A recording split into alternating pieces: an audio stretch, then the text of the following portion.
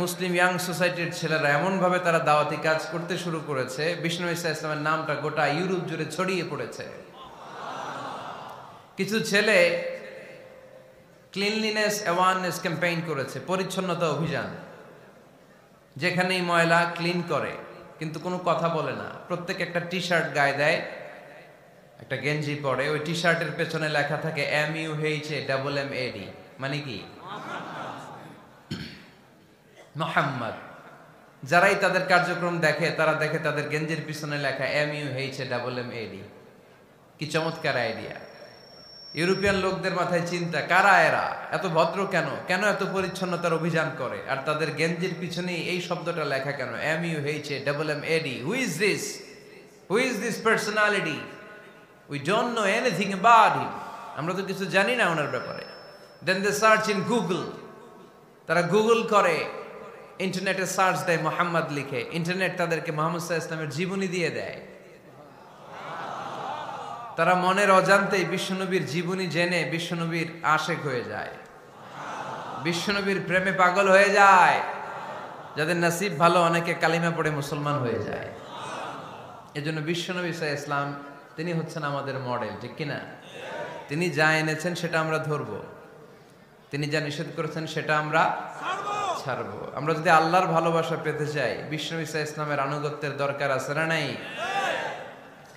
এজন্য আল্লাহ বললেন, কুল ইন কুনতুম তুহিব্বুনাল্লাহা ফাত্তাবিউনি ইউহিব্বুকুমুল্লাহ ওয়া ইয়াগফির লাকুম যুনুবাকুম ওয়াল্লাহু গফুরুর রহিম। আল্লাহকে যে পাইতে চায়, হযরতকে ভালোবেসে আরশ কুরসি লৌহ কালম না চাইতে পেয়েছে সে। রসুল নামের রশি ধরে যেতে হবে আল্লাহর ঘরে।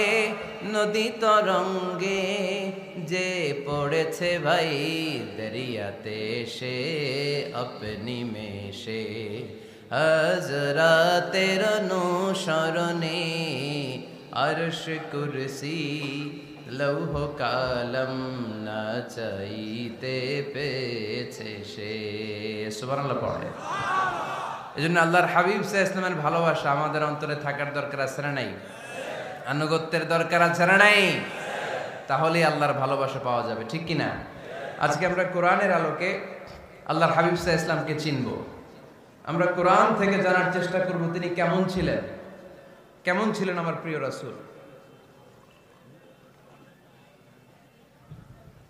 কোরআনুল কারীম থেকে যদি আমরা বিশ্বনবী সাল্লাল্লাহু আলাইহি ওয়াসাল্লামের পরিচয় জানতে চাই, কোরআন সর্বপ্রথম আল্লাহর হাবিবের যে পরিচয়টা আমাদেরকে দিবে, কোরআন বলবে তিনি হচ্ছেন রাসূলুল্লাহ। আমাদের প্রিয় নবীর সবচেয়ে বড় টাইটেলের নাম কি? রাসূলুল্লাহ। সবাই আওয়াজ করে পড়বেন, টাইটেলটার নাম কি?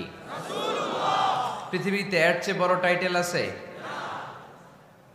এমপি বলেন, মন্ত্রী বলেন, যাই বলেন না কেন, ধনকুবের বলেন, রাসূলুল্লাহর উপরে কোনো টাইটেল নাই, ঠিক কিনা?